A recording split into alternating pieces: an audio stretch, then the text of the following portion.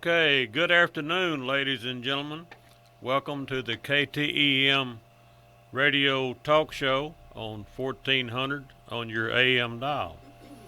And welcome to the Common Sense with Conn call-in talk show for the next 2 hours. And this is Conn talking to you. So if y'all can think of something important you want to call in and talk about, the phone number here is 254-773-1400. That's 773-1400. We got an awful lot to talk about today. But if y'all can think of something, give me a holler. I'd like to take just a moment and really thank Lou Ann Anderson and David Hodges for setting in on the show for me a couple of weeks ago. I was in the hospital and I couldn't be here, and both of them just rose to the occasion and came right on in here and just did a fine, fantastic job. And my hat's off to them, and now I owe them. I don't know how much I owe them, but I owe them something because they sure did a good job. And I sure do thank them for doing that. And I wish to thank all of you listeners that kind of keep me going. Y'all that call in and get me all stirred up, and y'all that call in and add so much to the show. I sure do appreciate that. And I had better say something about appreciating the sponsors that we have. You know, we have some fantastic sponsors that just, I've said before, our sponsors, it's about one part business trying to help their businesses, and about 10 parts patriotism, trying to preserve freedom and liberty and justice and things like that. So I think we have some fantastic sponsors, and my hat's off to them, and I sure do thank them for their efforts. And along that line, if you would like to be a sponsor on this show, call in 300-1885. That phone number will get you hooked up to my wife, and she'll take your information and we'll give you a holler back. That's 300-1885. So give us a holler if that's something you want to do. In the meantime, we have got an awful lot to talk about. Just for example, this new memo that was released by at the OK of Donald Trump. It's the memo that the Republicans on the Intelligence Committee put together. There's an awful lot to talk about it. There's other things to talk about, and let me mention briefly, as when I say briefly, that's kind of a misnomer, but there's an article in the paper about 70 motorists were cited under the Move Over and Slow Down effort, mostly because of the accident that killed Trooper Thomas Nipper.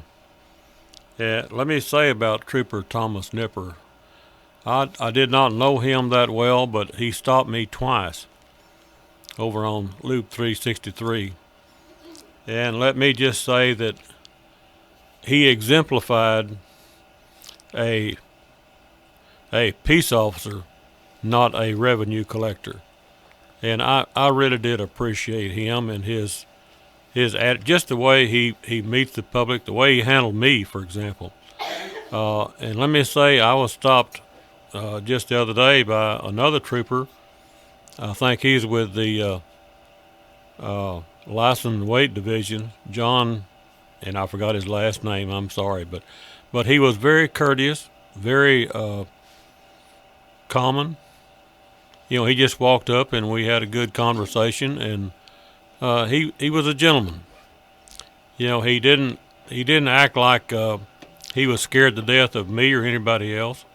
And I just really do appreciate an officer of the law that treats you like he would like to be treated. I've got a real problem with cops, officers of the law, whoever, that walks up with their hand on their gun and they look like they're scared of their own shadow, and they would just like to shoot somebody. both of the highway patrolmen that I'm referring to are right the opposite of that. They're just common man talking to a common man, that being Conn Tatum. And I just appreciated their attitude and their actions.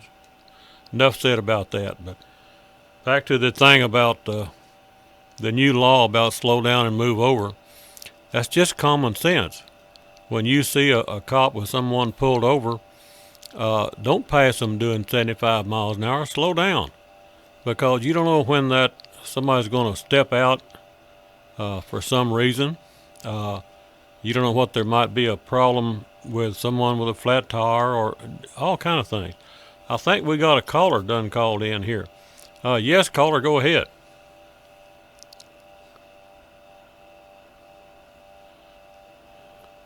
Right. But I think they need to educate the public that when you've got 3 lanes, that doesn't mean all 3 lanes have to slow down. And then even the oncoming traffic is slowing down when you get on Interstate 35, for instance. Right. Well, I see your point, because I have been on the interstate when there was an officer had someone stopped on the opposite side, and everyone on this side is slowing down, and there's a concrete barricade between the 2 sides.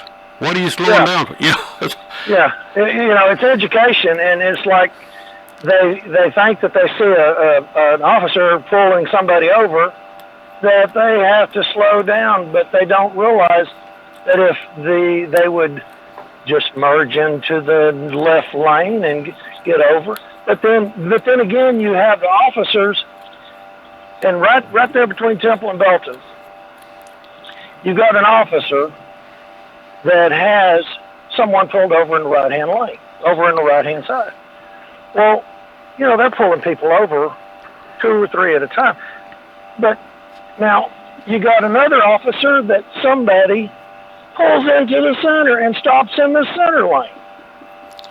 Well, now you've got a traffic jam. Yeah, and for no reason. Just, well, as you said, just the lack of common sense. But I think part of that lies on the police officer, because they should just go on up here and direct them to a safe area so they can either citate them or talk to them, whatever. Well, and some of this does rest with the officer. Just for example, I was stopped at the speed trap in Rogers not long ago on the Farnham Market Road, and there's no shoulder. It just when you pull off the traffic lane, it's about a 2-foot drop off in the ditch. Well, I kept driving, looking for a place to pull over that would be safe for myself and the officer. And I think the further I went, the madder he got. He finally turned on his sirens and all that kind of stuff. And common sense should have told him that I was looking for a driveway or something to pull over, and it's for his benefit as well as mine. But I guess he expected me to dead stop right in the middle of the traffic lane. But here again, common sense. Yeah. I wasn't trying to escape. In fact, when I got out, I told him, I said, I wasn't trying to run from you. I was just trying to find a safe place to pull over. Well, he didn't say thank you, kiss my foot, go to hell or nothing. He just made out a ticket. And see, that's the kind of attitude. Compare that to the 2 highway patrolmen that I just cited. Yeah. Compare the 2. Sounds to me like you've gotten 3 different times that you've been stopped. You might need to slow down just a little bit. Well, keep in mind that I do a lot of driving. I do a lot of driving, and but to be honest about it, I've been stopped, I guess, hundreds of times. I don't know, lots and lots of times. The only 2 times that I have been really, really concerned, that once was not a traffic stop, it was another kind of a stop, but I was stopped in Idaho by a highway patrolman. This was years ago. And up there, you get out and get in the patrol car with a patrolman. That's because of the weather and whatnot. Anyway, I got in the car with the patrolman, and my license was expired, and he mentioned it, and I said, yeah, I just haven't had time. But everything I said was yes sir and no sir. I was very polite, and the more polite I got, the madder he got, and his jaw muscles tightening up and that kind of thing, and it gave me cause to reflect. What am I going to do if he reaches for that gun? Now, you never thought about that before, but when you're sitting beside someone who's getting madder by the minute, and what do you do? If you open the door and run, he's going to shoot you and kill you. If he reaches for the gun and you slap him upside the head, you're going to the pen forever for assault on an officer. What choices do you have? Well, when I got to where I was going, I talked to the superintendent of the highway department up there. They had an auction sale, and that's where I was going. And I mentioned this patrolman. He said, yeah, he's been that way for years, and he's going to kill somebody someday. Said, everybody knows how dangerous he is. Well, my question was, if everybody knows how dangerous he is, why is he still an officer? Yeah. Why don't they encourage him to get a job somewhere else? But I think the majority of police officers, they're very understanding and everything. Oh, yeah, they are. Just like you said, you're going to, every action has a reaction. Right. And that's, I emphasize, that's the only one like that ever happened to me. But that one incident sure made me reflect and think about the position you're in. If that fellow carrying a gun and a badge, if he's having a bad day that day, or he's out of control, or whatever the problem might be, what position are you in?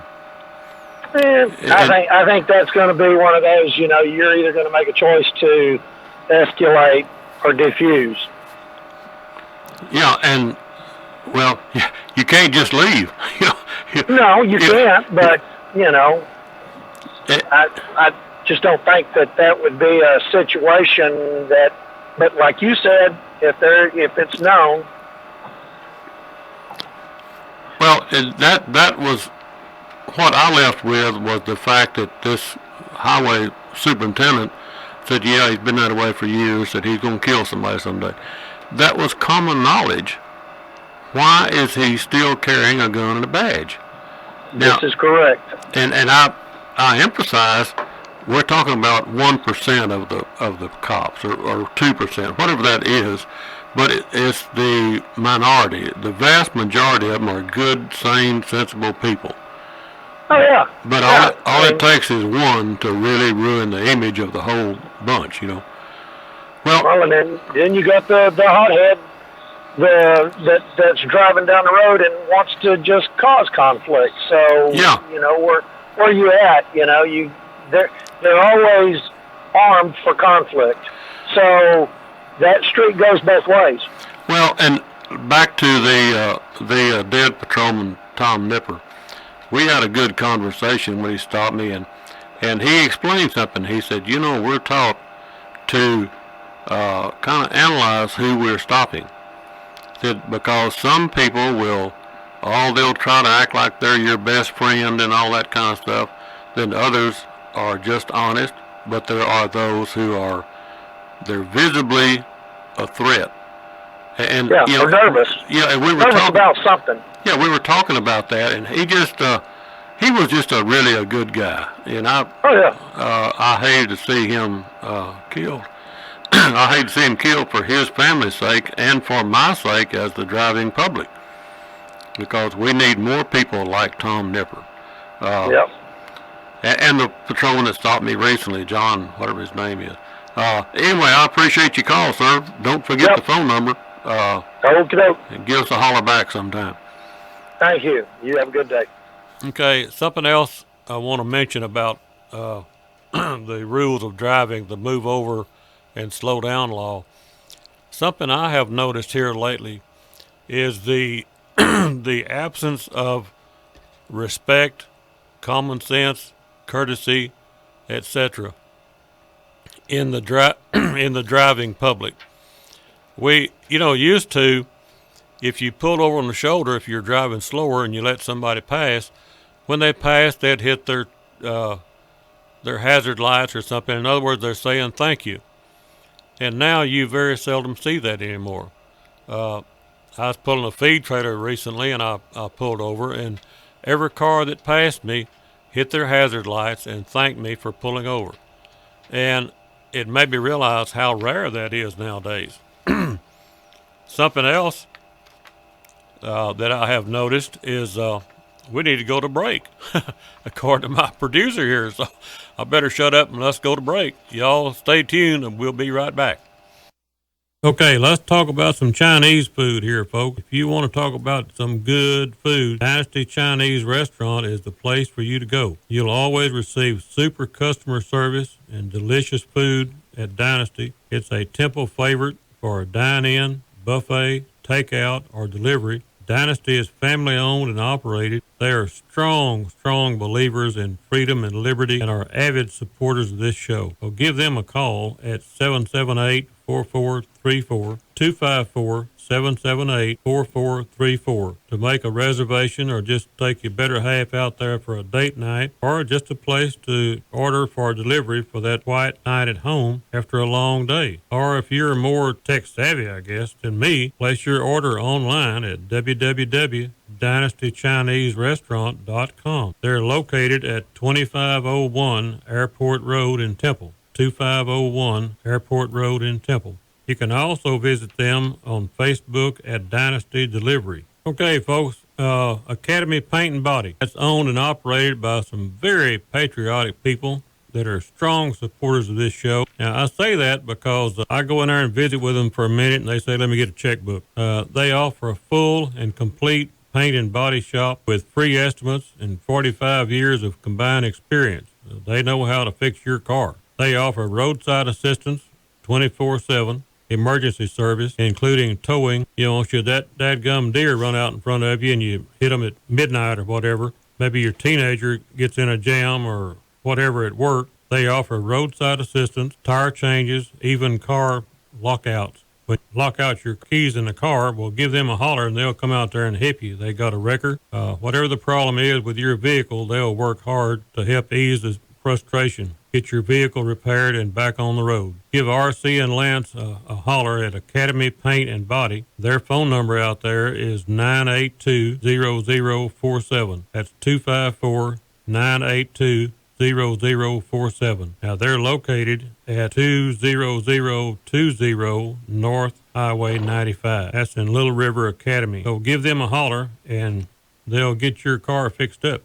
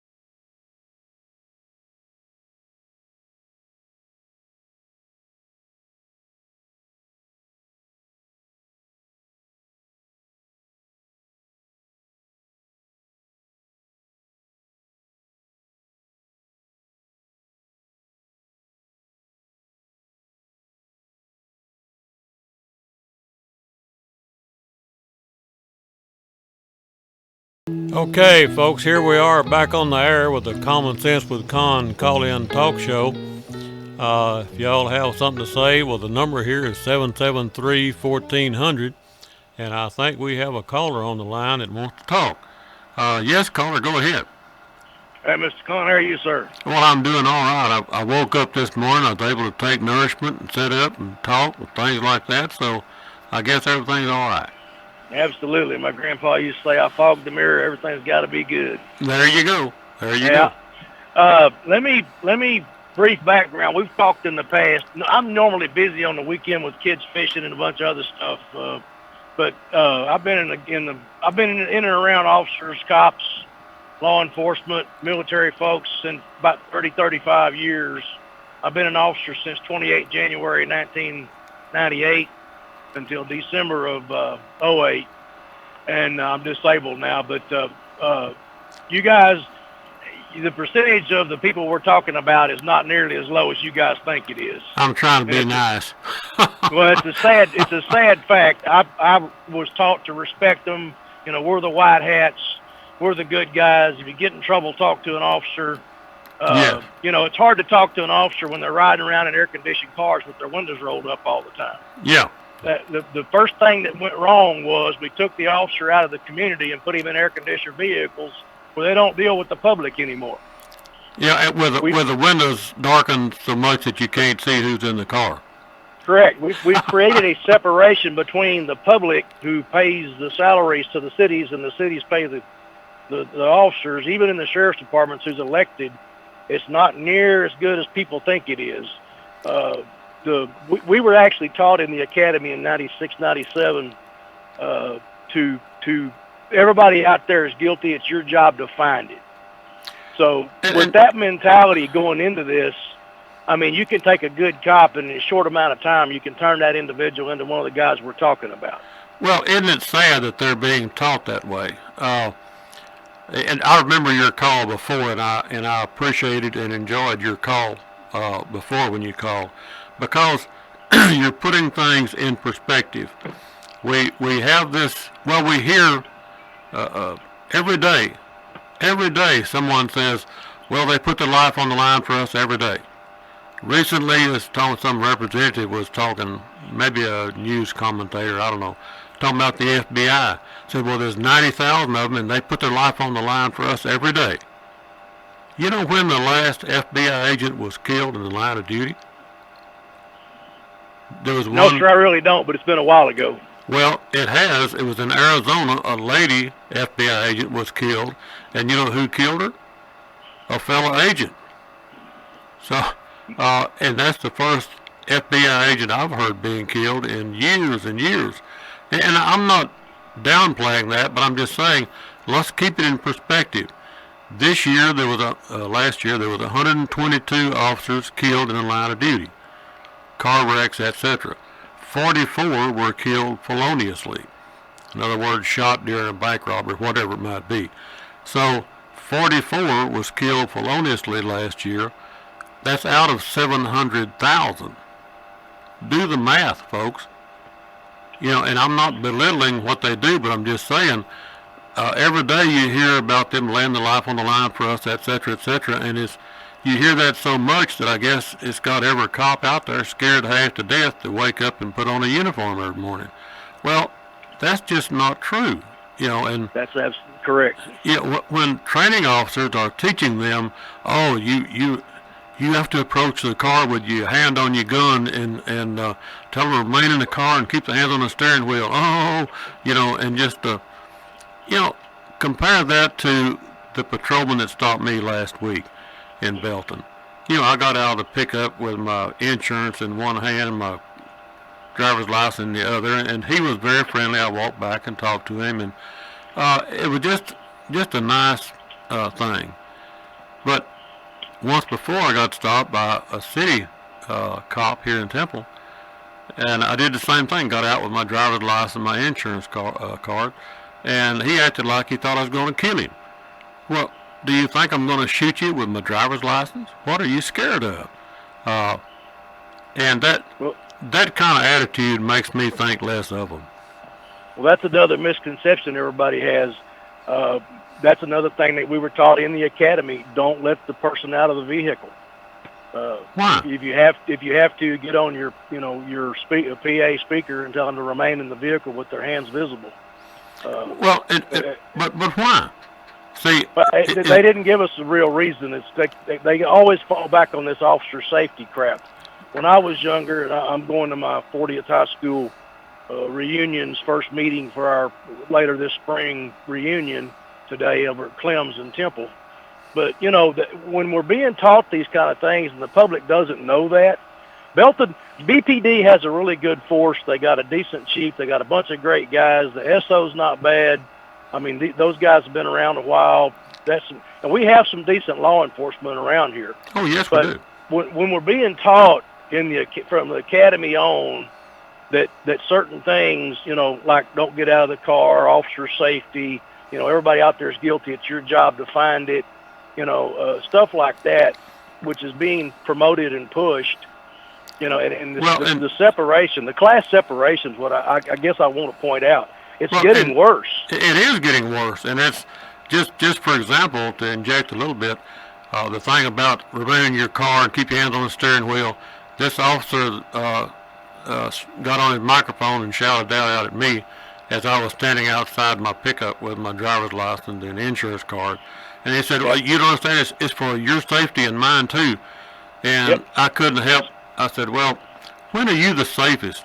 When I'm standing outside my truck with my driver's license in my hand, or when I'm sitting behind the door, I might be pointing a .45 automatic at your belly button. When are you the safest?" And his response was, "Oh, but if you're outside your vehicle, you could run away." That's a standard answer. Well, for crying outside, when are you the safest? When I'm running away or when I'm in the truck pointing a gun at you? I'm just saying there's no common sense here. To come back with, well, you might run away. Well, okay. In which case, you get to keep my truck and sell it and keep the money for the police department. You're afraid of me running away? Give me a break. Where's the common sense in this?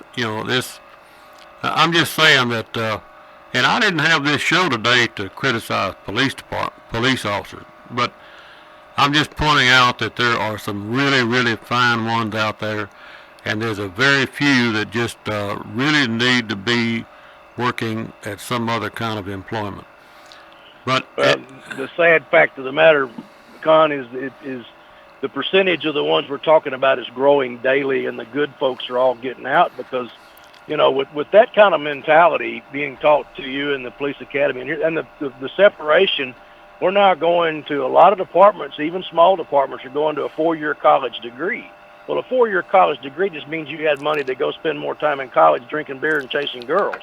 I mean, college degrees don't hardly mean anything anymore. One of the best highway patrolmen I ever met was back in the 60s. His name was Win Williams, and he had been a truck driver for Red Ball Freight Company for several years, and then he went to work for the highway patrol.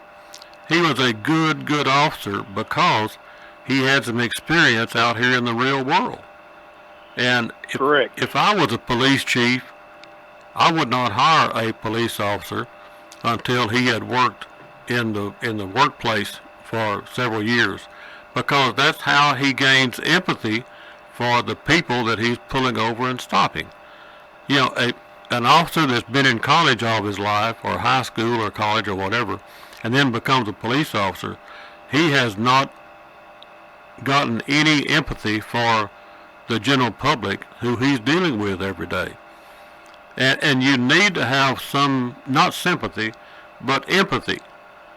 If you stop a car that's got 3 kids in it and they're not wearing a seatbelt or whatever, and you give them $158 seatbelt tickets times 4, well, the father in that car is either going to have to pay the tickets or buy breakfast for the kids or feed the kids or do whatever. So have some empathy for who you're stopping and what you're doing. See, there's no discretion in police work anymore. Just give them a ticket, get the money. Well, you just hit the nail on the head, because that's what it's all about. We're badge-wearing, gun-toting revenue generators for whatever municipality or county or state you work for. And I can say that because I passed everything I needed to pass to be a trooper. I forgot what year it was now, but I passed everything, and between the time I started and the time I finished, the state had gone into a hiring freeze. So I went 8 or 10 years, 12 years, and decided I wanted to be an officer again, so I started helping out my local sheriff's department. We got a new sheriff, and he actually sponsored me to an academy. So and he was doing it right. He was trying to hire folks that had common sense, that had some experience, that didn't just, go out and sling papers, we call it, which is what you're doing. And now with your raises and your promotions based on number of arrests, number of citations, money generated for whoever you work for, the mentality, this is what I wanted to point out, the mentality of, there's two kinds of guys and gals that get into police work. There's the ones that want to do it to try to help people like I did and some of the folks that I know. And I'm not belittling all guys, because there's a whole bunch of good guys and gals out there. Don't get me wrong. I'm still good friends with a whole bunch of officers, state troopers. I wouldn't name them, but that, they might figure out real quick who I am, and I'm not really wanting to go there, even though I told you last time who I was and where I worked. But the other kind is the one that wants to go out and have what I call a get-out-of-jail-free card. They do everything that they're arresting people for on a regular basis. It's so bad, Conn, that we had an officer who was about to be promoted to corporal, and he came in one morning. I got off at 7 in the morning. He come in. He was late to begin with. He was white as a sheet. You could still smell alcohol on his breath. This dispatcher said, "Can you hang over a little bit?" And I said, "Yeah, sure." Gave him some aspirin, said, "Go back in there and lay down. I'll come get you when you look better." And he was going to go out and do his job where he was technically and legally still intoxicated. Well, there was one killed in a wreck, not, and I'm not going to mention any of that, but someone that's supposed to know better said, well, his blood alcohol content was a little bit too high. So those things happen. And but we just need to understand that all cops are they're not gods out here floating around. They're human beings. No, let me make one more quick comment, and I'll get off of here and let you get to some other stuff. We need to support the gentlemen and the ladies that are the good cops. We need to report and pursue the ones that aren't. And if their higher ups don't take action, we need to take that a step up. It's kind of like with our presidency deal.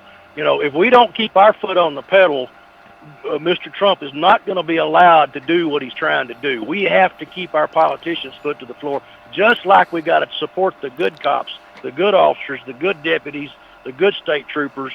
And if something goes wrong, report it and pursue it. That's the only, because there's a lot of good guys out there. But when you're beating the head against a brick wall every day, some of you, they just quit. I mean, all I can say is amen. And that's why I bring up the Tom Nippers and the good patrolmen I've met, because we need to give them an attaboy every chance we get. Absolutely. Appreciate your show, sir. I wish I could call you more often. Hey, have a good one. Don't lose the phone number. I enjoyed your call. You bet. Thank you, sir. You be careful out there. Okay, here we are back on the air talking about whatever it is we're talking about. There's so much to talk about, like the memo they just released from the Intelligence Committee, whatever it was. An awful lot of criticism about that memo. A young man was talking about being on the show today, but he kind of has a different attitude than I do about that memo. As I understand it, he thinks that that's an effort by the Republican Party to separate us from the FBI and the DOJ and stuff like that. That's not what that is. Our criticism of the FBI and the DOJ, at least mine, is based on the fact that a fellow years ago, he was an airlines pilot for Pan Am Airlines. He would come in my store and we'd have a very good political discussion. Once he came in and he said, Conn, somebody said once, might have been him, that when authority is unquestioned, freedom is lost. Think about that. When we are not allowed to question the FBI and their efforts to defeat Donald Trump, or their efforts to help impeach Donald Trump, when we cannot question their authority to do that, then we're no longer free. You cannot question the KGB in Russia. You can't go down there and question what they're doing. You could not question the SS in Nazi Germany in the 40s during World War II. You could not question them. They'd stick a submachine gun under your chin and pull the trigger. All right, are we going to get to the point in this country where no one dares question anything that the FBI or the DOJ says or does? We're not supposed to question it. Just shut up and obey. Is that what kind of country we want to have? So I for one am very glad they released this memo, and I hope that it makes the American people kind of wake up and pay attention and encourage their representatives and senators to do exactly what Mr. Nunes has done. Question, what did you do and why did you do it?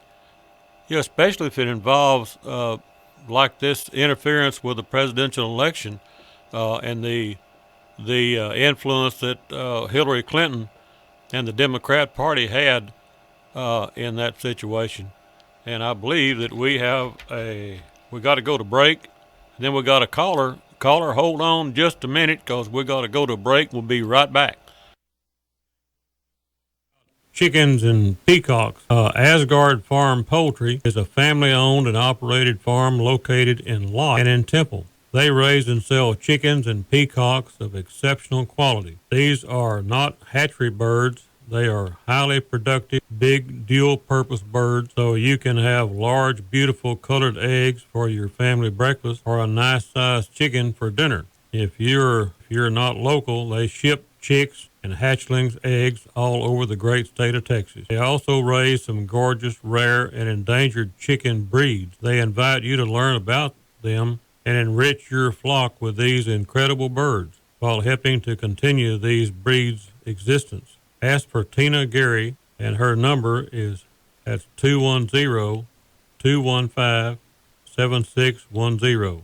Don't let the 210 throw you off because they've been here for about 12 years in this area. Okay, their website is www.asgard, that's SZGARD, farmpoultry.com. And of course, they're on Facebook. Their email is chickenmath@asgardfarmpoultry.com. Give them a holler. Okay, folks, let's talk a little bit about getting your business or your home electrified or air conditioned. Dean Electric and Air Conditioning are an experienced business serving the greater Austin, Killeen area with professional, top-quality electrical services, including electrical construction, electrical service upgrades, and home wiring. The AC side of their company services many brands of air conditioning as well as providing total new installations. They do exemplary work, have friendly customer service, and reasonable rates. So if you need any type of electrical wiring or AC work, give them a holler. Their offices are located in Killeen at 502 South 2nd Street, and their phone number there is 254-371-5016. That's 254-371-5016. If you're in Williamson County or Travis County, you can call them at 512-694-3440. That is 694-3440, area code 512. Give old John up there a holler and he'll get your electricity going for you.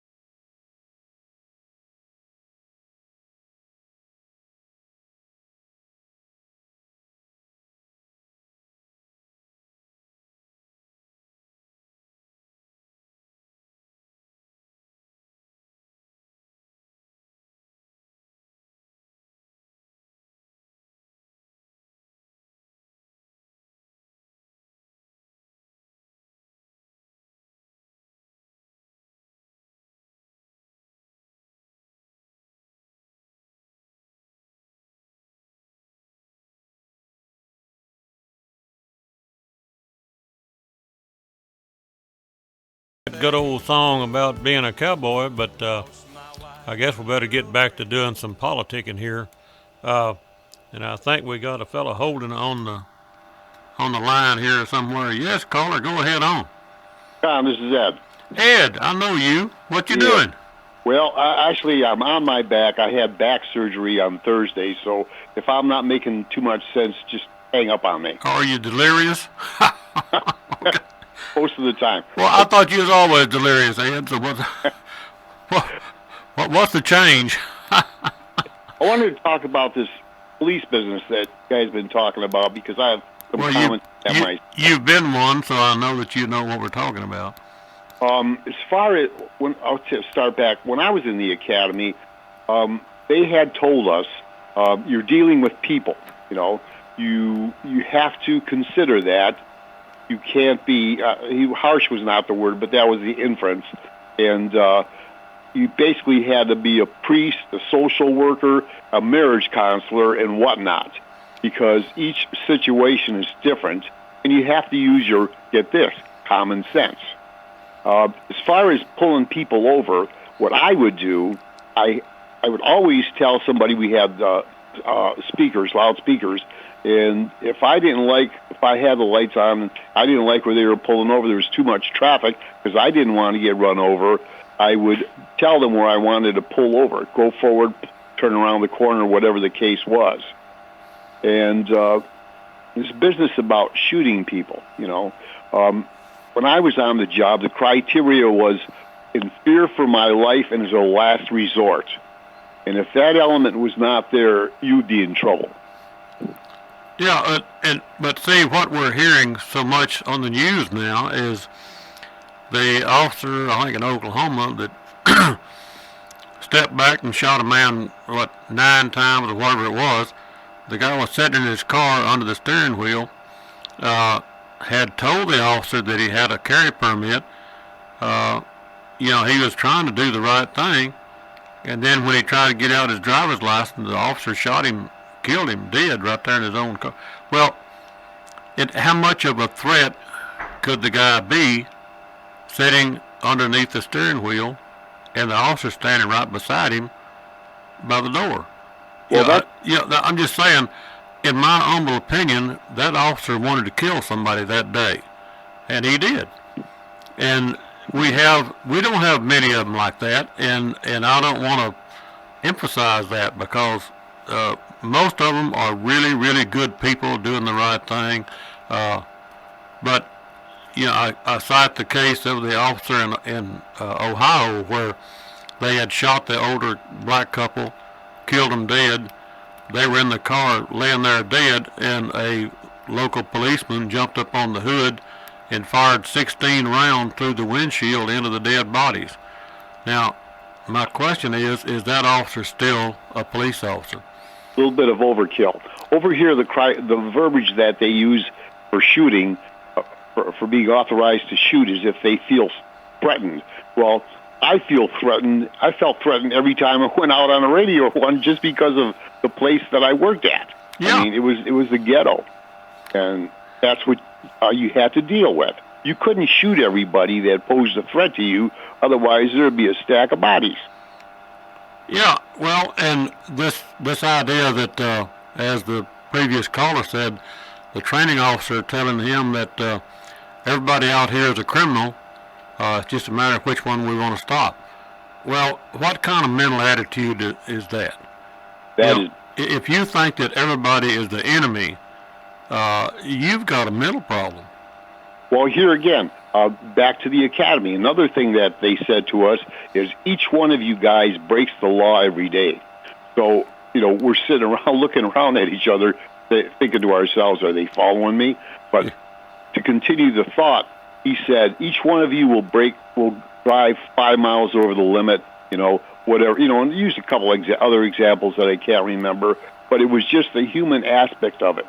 You know, you're a human being, the people that you're dealing with are human beings, you got to use your common sense. Well, see, that's what I'm talking about when I say empathy, have empathy. That training officer was trying to promote have empathy for other people. You drive 5 miles over the speed limit. Well, that guy's doing exactly what you did yesterday. Right. See, but we're developing this attitude that you can't question authority. And that's what I'm saying about this memo they just released.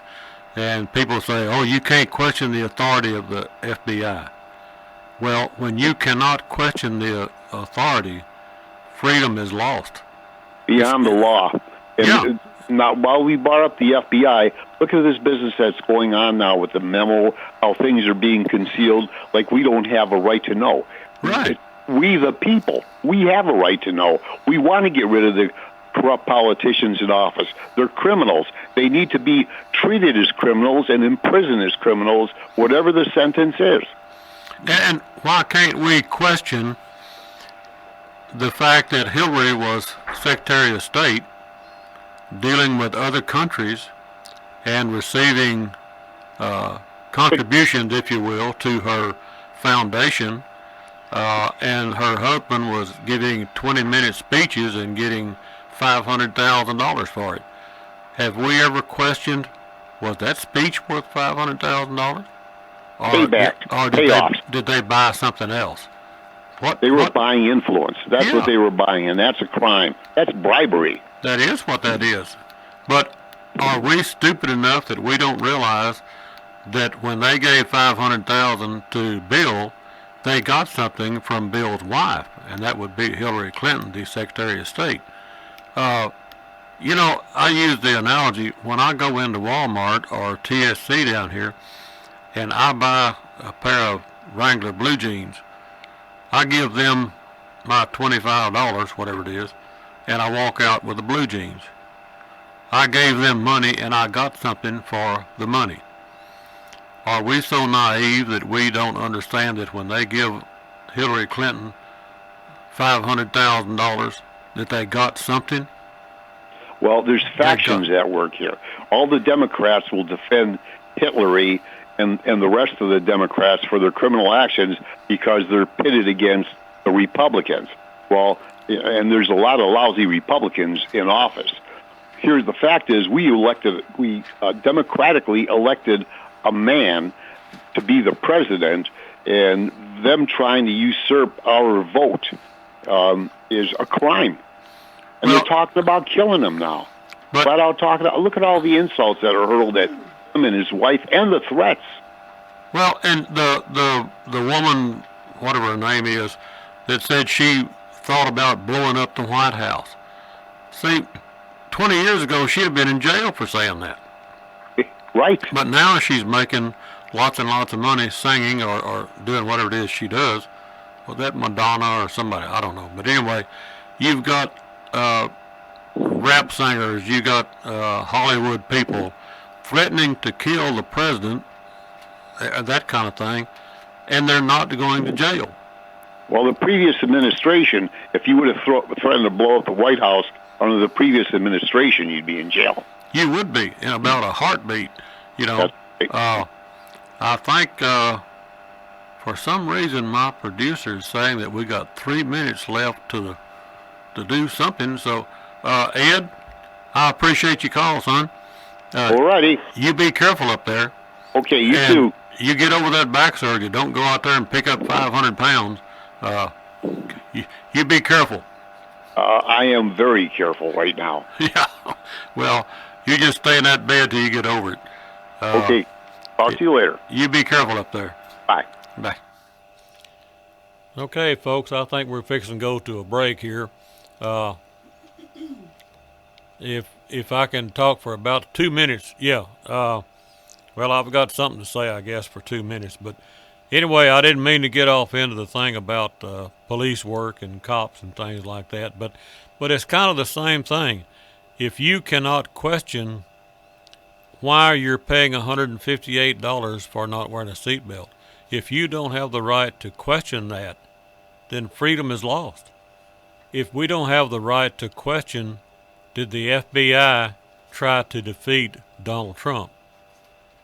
Did the FBI, in conjunction with the Department of Justice, did they do everything they could do to defeat Donald Trump? If we can't question that, folks, freedom is lost. We better hope that our senators and representatives will continue to question what happens in the FBI, the DOJ, or anybody else. That they better be questioning the motives of the higher echelon of the FBI. Because if their motives are wrong, we need to know it, and they need to get gone. Some of those people that committed these acts that were questionable, and some not very questionable, are they still working for the FBI? Yes, they are. Are they still, is Mr. Rosenstein still in the Department of Justice? Yes, he is. Well, if we continue to reward bad behavior, I keep saying that, but if you reward bad behavior, what do you expect to get more of? If you don't punish bad behavior, what do you expect to get more of? So we had better question the motives of some of the FBI agents or DOJ officials, because if we don't question their motives, freedom is lost. And I think we're fixing to, I got to hush and let go to break here, I think. But we'll be back in a few minutes, so y'all hang in there.